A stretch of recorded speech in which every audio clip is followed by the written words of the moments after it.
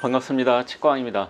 피디님께서는 블랙 트라이앵글이라고 들어보셨나요? 이 블랙 트라이앵글은 말 그대로 까만 삼각형이라는 뜻인데요. 나이가 들면서 잇몸이 조금씩 내려가거나 아니면 치아 형태 자체가 약간 삼각형으로 생기신 분들은 이런 식으로 까만 삼각형이 생기시는 경우가 많아요. 사진에 보이는 것처럼 치아와 치아 그리고 잇몸 사이에 삼각형으로 까맣게 보이는 공간을 의미하죠. 이 보통은 신경 안 쓰고 살아가시는 분들이 많아요. 왜냐면 우리가 남 치아에 크게 신경 안 쓰잖아요. 그런데 이게 스트레스가 되는 사람들은 진짜 죽고 싶을 만큼 스트레스 받는 경우가 많습니다. 치아 사이에 틈이 너무 넓어요, 아니면 블랙 트라이앵글이 있어요, 원래는 아니랬는데 교정하고 났더니 이렇게 생겼어요, 이런 분들 많으신데요. 해결책을 알려드리는 시간 갖도록 하겠습니다.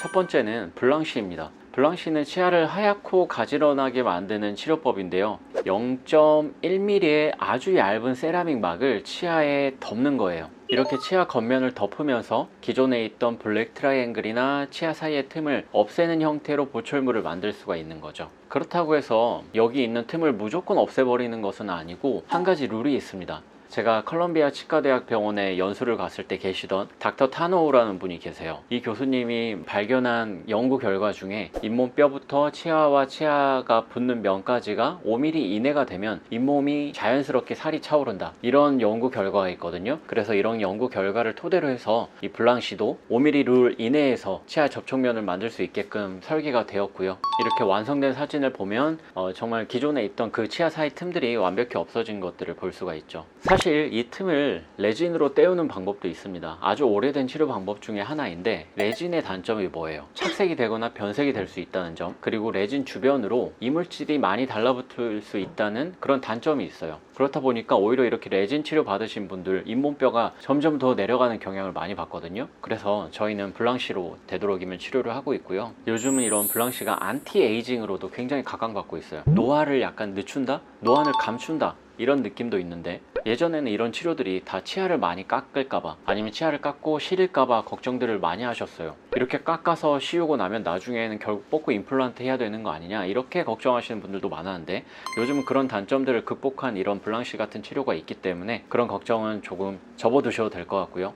보통 이런 치료는 당일에 치료가 완성되기도 해요. 그러니까 오전에 오시면 오후에 붙이고 가시는 경우도 있고, 아니면 나는 좀 시간적인 여유가 있다 이런 분들께서는 7일에서 한 10일 정도 기간을 두고 오시기도 합니다. 그래서 오늘 치과에 와서 블랑시를 위한 스캔을 하고 나면 이 스캔 자료가 블랑시 랩으로 가게 되고요. 이 블랑시 랩에서는 장인 기공사가 블랑시를 한 땀 한 땀 만드는 거죠. 이렇게 한 땀 한 땀 만드는 기간이 7일에서 10일 정도 소요되는 거예요. 그래서 총 내원 기간은 보통 2번 정도 된다고 보시면 됩니다. 대신에 뭐 색상이 내가 원하는 색상이 아니다, 아니면 모양이 조금 아쉽다, 이런 분들이 생길 수가 있잖아요. 이런 경우에는 한 번 정도 더 내원하셔야 될 수도 있습니다. 그런데 보통은 이렇게 2번 만에 끝나는 게 일반적이고요. 그리고 대부분 마취 없이 진행해요. 왜냐하면 치아를 삭제하지 않거나 아니면 치아를 삭제하더라도 한 0.1mm 정도로 굉장히 극소량이기 때문에 마취 없이 진행하는 게 일반적이긴 합니다. 하지만 나는 치아에 조금이라도 뭐가 닿는 그 느낌 자체가 너무 싫어요, 이런 분들께서는 마취를 하곤 하는데, 이때도 무통 마취기를 사용해서 하니까 크게 걱정 안 하셔도 되고요. 제가 한번 마취를 받아봤는데 정말 하나도 안 아픕니다.